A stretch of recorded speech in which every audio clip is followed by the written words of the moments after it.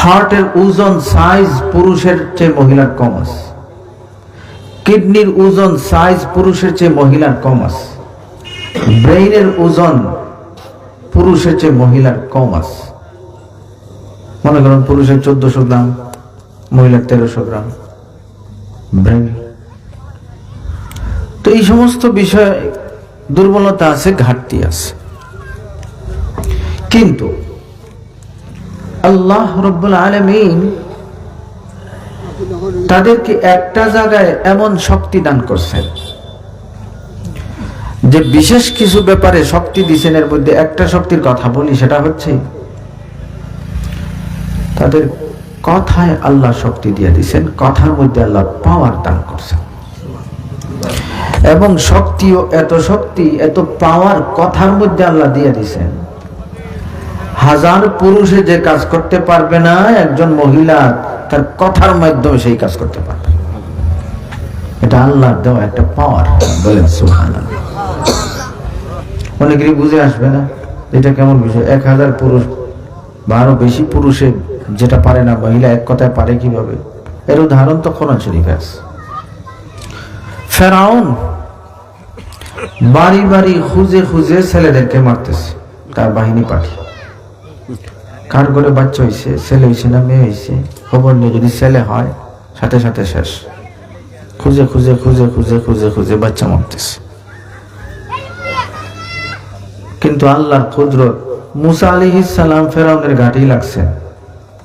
ওনার মা যখন বাসিয়ে দিলেন, বাঁচতে বাঁচতে লাগছেন তো ফেরাউনের ঘাটে। যে ফেরাউন বাড়ি বাড়ি খুঁজে খুঁজে ছেলেদেরকে খুন করে, ওই ফেরাউনের ঘাটে লাগছেন কে? মুসা।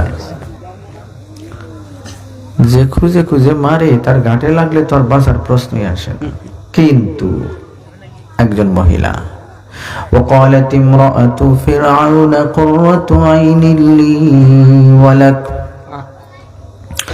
لا تقتلوه عسى أن ينفعنا أو نتخذه ولدا।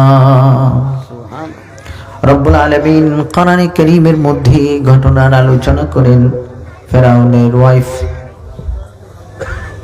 ফেরাউনের স্ত্রী হযরত আসিয়া, উনি ফেরাউনকে বললেন লা তাকতুলুহু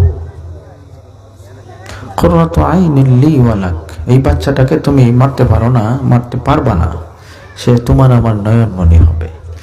সাবধান, এই বাচ্চাকে তুমি হত্যার চিন্তা করবা না, তার গায়ে তুমি হাত উঠাইও না।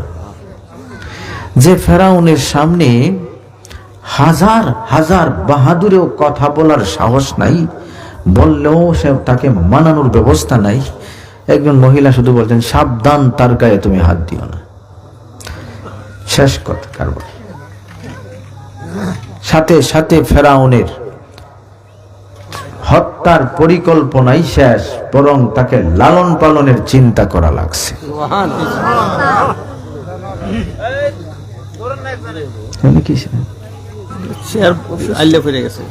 ভাইরা আমার, শুধু তাই নয়, হযরত ওমর রাদিয়াল্লাহু তাআলা আনহুর ইসলাম গ্রহণের ব্যাপারটা যদি দেখেন, ওমর রাদিয়াল্লাহু তাআলা আনহু সাধারণ সাহসী ছিলেন না, দুঃসাহসী মানুষ ছিলেন। দুঃসাহসী, সাধারণ সাহস আর দুঃসাহসের বেশ কমটা বোঝায়।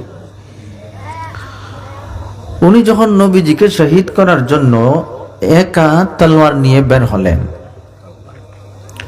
একা তলোয়ার নিয়ে বের হয়েছেন ওমর রাদিয়াল্লাহু তাআলা আনহু, 26 বছরের টকবগে যুবক।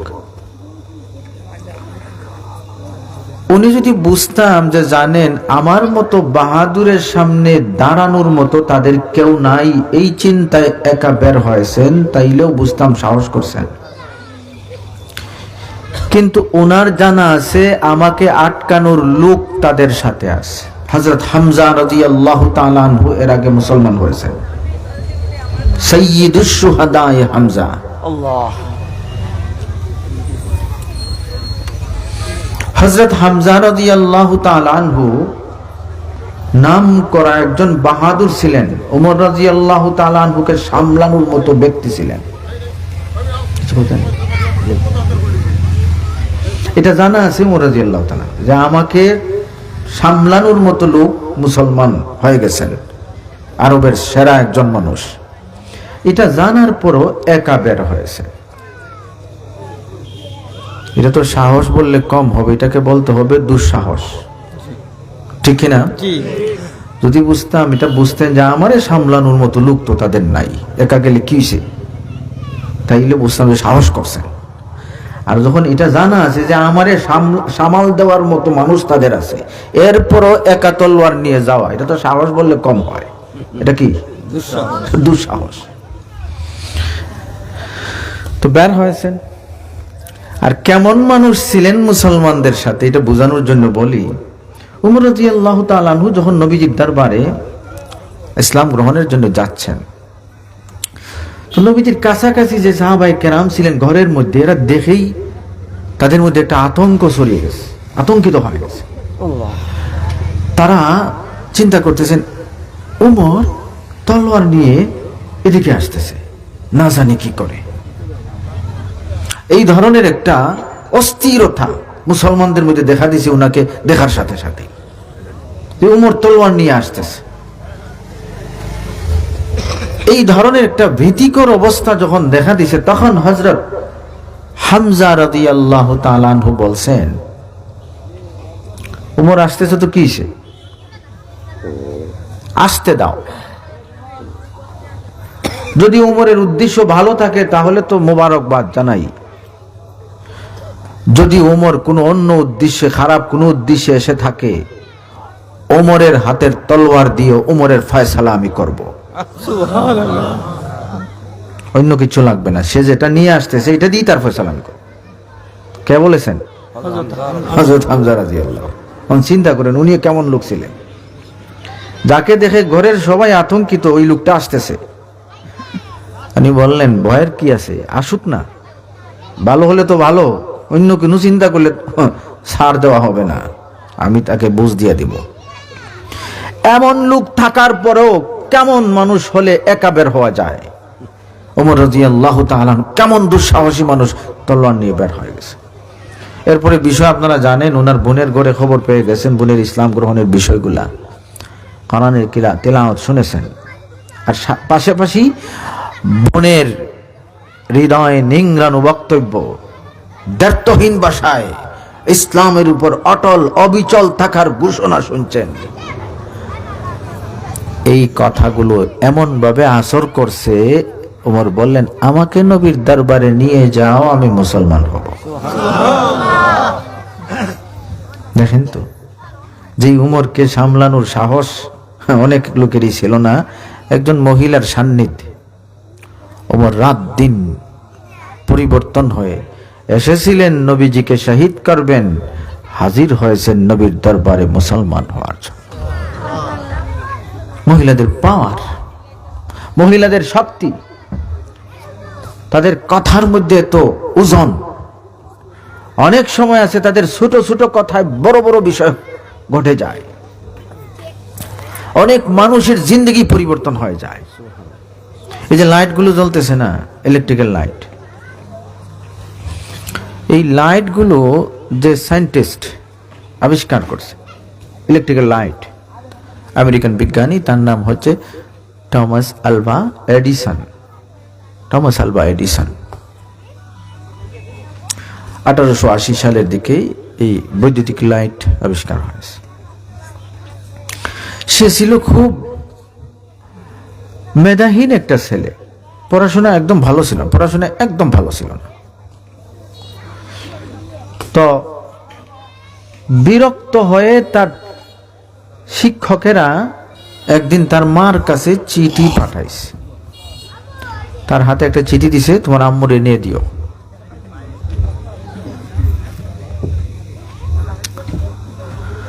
যেহেতু পড়াশোনায় খুব বাজে অবস্থা, কিছু বোঝে না,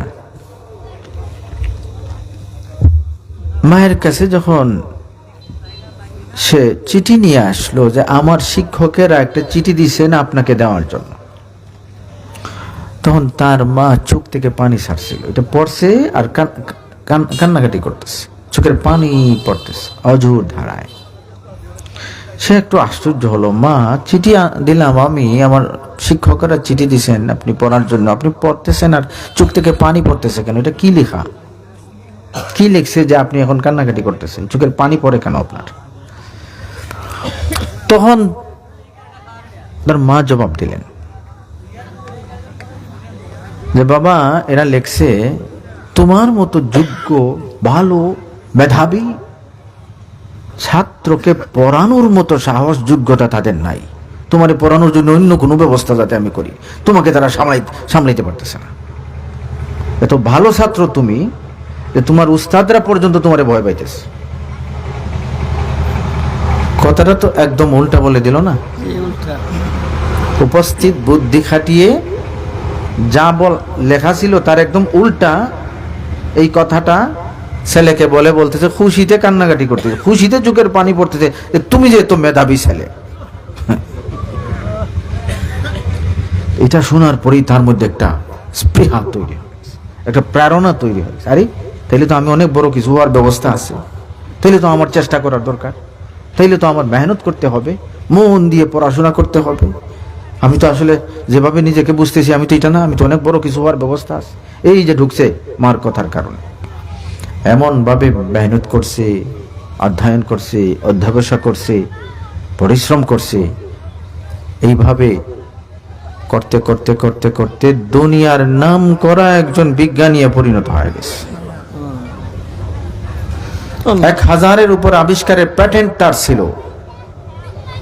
এবং এই কারেন্টের লাইট, ইলেকট্রিক লাইট, যেগুলো বৈদ্যুতিক লাইট, এই টমাস আলভা এডিসন সে আবিষ্কার করেছে 1880 সালে, প্রায় 146 বছর আগের কথা, 45 বছর আগের কথা। তো দেখেন তো একজন মহিলার কথায় কিভাবে পরিবর্তন হয়ে গেছে। সেই জন্যই বলছিলাম, যদিও তাদেরকে আমরা অবলা বলি, যদিও অনেক দিকে তাদের বিভিন্ন ধরনের দুর্বলতার ব্যাপারটাও আমরা জানি, কিন্তু একটা শক্তির কথা মনে রাখবেন, আল্লাহ তাদেরকে তাদের কথার মধ্যে একটা পাওয়ার দিয়েছেন। এটা এত বেশি দিয়েছেন যে অনেক পুরুষে যা করতে পারবে না, একজন মহিলার মাধ্যমে কথায় সেটা হয়ে যায়। বলেন সুবহানাল্লাহ। সেজন্যই ফ্রান্সের অধিপতি 1814 সাল পর্যন্ত, 4 থেকে 14 পর্যন্ত লাগাতার ফ্রান্স শাসন করেছে। দুনিয়ার একজন বিখ্যাত কমান্ডার নেপোলিয়ন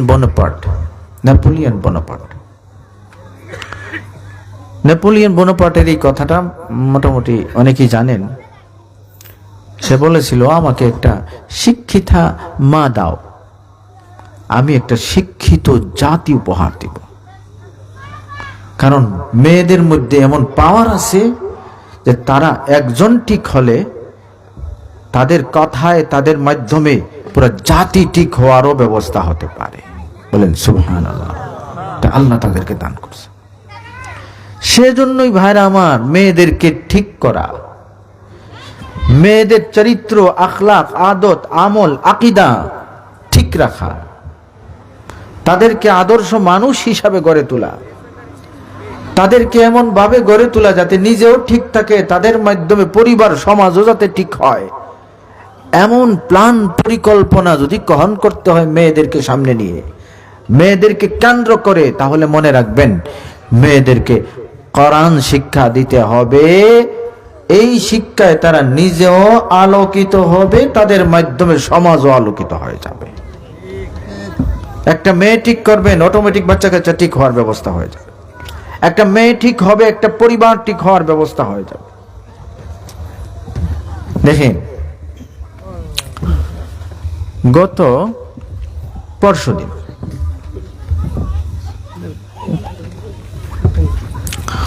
একটা নিউজ দৈনিক নয়া দিগন্তের মধ্যে আমি পড়েছি, আজীব লাগছে আমার কাছে এটা। নিউজ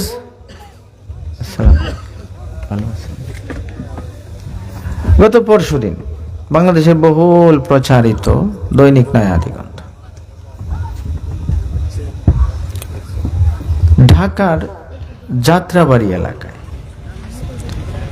একটা বাচ্চার ব্যাপারে একটা নিউজ করছে। তার নাম হচ্ছে আহমদ আব্দুল্লাহ মাসুম। আহমদ আব্দুল্লাহ মাসুম, বাচ্চাটা বয়স 4 বছর। 4 বছরের বাচ্চা 10 মাসে মায়ের কাছে হাফেজ হয়ে গেছে। নয়া দিগন্তে এই পরশুদিন আমি পড়ছি এটা। 4 বছরের বাচ্চা তো বক্তব্যে মাদ্রাসায় যাওয়া স্টার্টই করে না। 5 বছর থেকে মানুষ এগুলো চিন্তা করে। তো দেখেন, মা যদি উপযুক্ত হয়, মা যদি ভালো হয়, মা যদি কোরআনের শিক্ষিতা হয়, তাহলে কিভাবে গড়তে পারে সন্তানদেরকে, এটা আমাদের জন্য একটা প্রকৃষ্ট উদাহরণ। 4 বছরের বাচ্চা। আরেকটা কথা বলছে পত্রিকায়, যদিও এটা বলার আমি একটু মানে দুঠানার মধ্যে, সেটা হচ্ছে অর্থও পারে, কোরআন শরীফের অনেক অর্থও জানে। বলেন সুবহানাল্লাহ। এটাও লেখছে কিন্তু পত্রিকায়। আমি যদি এটা পুরা বলতে চাইতেছি না, কারণ আমার এত বিষয়টা আমার কাছে মানে অনেক ইম্পসিবল মনে হয়। তো যাই হোক, আমি এটাই বলতে চাই, এই সমস্ত রেকর্ড প্রমাণ দিচ্ছে যে মায়েরা যদি ঠিক হতে পারেন, অটোমেটিক এই সমাজের পুরুষেরা ঠিক হওয়ার রাস্তা হবে। 4 বছরের বাচ্চা, 4 বছরের বাচ্চা। আবার বিদেশের ঘটনা না, যাত্রাবাড়ি কোথায়? ঢাকা। ঢাকা 4 বছরের বাচ্চা 10 মাসে কার কাছে? মায়ের কাছে হাফেজ হয়। 30 পারা মুখস্থ করে ফেলেছে। এই ধরনের একটা ঘটনা আমি বলে থাকি, এটা ঘটছে বিদেশে, আজারবাইজানের রাজধানী বাকুতে। এই ঘটনাটার বর্ণনা অন্য দিগন্তে পড়েছিলাম, না যুগান্তরে এসেছিল।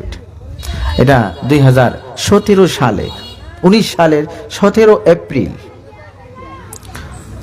মেয়ের নাম জাহরা, বয়স 3। কথা বলা শুরু করছে, এখন দেখা যায় মুখস্থ কোরআন শরীফ পড়ে। আজারবাইজানের মেয়ে জাহরা, বয়স 3, কথা বলা শুরু করতেই কোরআন শরীফ পড়ে। তো এই সময় তো পড়াশোনা করারই তো বয়স হয়েছে না, তো কোরআন শরীফ পড়ে কিভাবে? মাকে গিয়ে সাংবাদিকরা প্রশ্ন করছে, আপনার মেয়ে এই কোরআন শরীফ মুখস্থ পড়ে কিভাবে? তখন মা জবাব দিছেন, এটাই, আপনারা তো দেখতেছেন এই বাচ্চার পড়াশোনার তো স্কুল কলেজ মক্তব মাদ্রাসায় যাওয়ার তো বয়সই হয়নি। তবে হ্যাঁ, আমি যখন এই বাচ্চাটা পৃথিবীতে আসলো, অবশ্য আগে থেকেই আমি কোরআন শরীফ পড়ার খুব বেশি ইহতিমাম করতাম। তো এই বাচ্চা দুনিয়াতে আসার পরে অধিকাংশ সময় আমি চেষ্টা করতাম তার কাছে বসে যাতে কোরআন শরীফ পড়তে পারি। এইভাবে পড়তাম, সে মন দিয়ে শুনতো, আমি বুঝতাম। কান্না থাকলে, আমি তিলাওয়াত করলে কান্না বন্ধ করে তাকিয়ে থাকতো, নীরব হয়ে যেত, এটা ধ্যানের মধ্যে থাকতো। এইভাবেই তার চলছিল। আমিও আগ্রহের সাথে, যেটা তো অন্য ধরনের মনে হচ্ছে বিষয়, আমি পড়তাম। এখন দেখি জবান খুলতেই মুখস্থ কোরআন শরীফ পড়ে। 2019 সালের 17 এপ্রিল দৈনিক যুগান্তরের মধ্যে বিশ্বের সর্বকনিষ্ঠ হাফেজের ব্যাপারে এই প্রবন্ধটার মধ্যে এই জাহরার নাম এসেছিল, আজারবাইজানের মেয়ে। তো আমি এটাই বলতে চাই যে একজন মহিলা যদি কোরআনের শিক্ষায় শিক্ষিতা হতে পারেন, ইসলামী শিক্ষায় শিক্ষিতা হতে পারেন, তাহলে কিভাবে নসল ঠিক হওয়ার ব্যবস্থা হয়, অকল্পনীয়ভাবে, বিস্ময়করভাবে আওলাদ নসল ঠিক হওয়ার রাস্তায় উঠে আসে। সেজন্যই আমরা আমাদের মেয়েদেরকে কোরআনের আলোয় আলোকিত করতে হবে। একটা লাইট নিজেও আলোকিত হয়, লাইটের মাধ্যমে মানুষও আলো পায়, দুটোই হয়। তো কোরআন হচ্ছে নূর, আলো। কোরআনের শিক্ষা যারা গ্রহণ করে তারা নিজেও আলোকিত হয়, তাদের মাধ্যমে মানুষও হেদায়েতের আলো পায়। এই বিষয়টা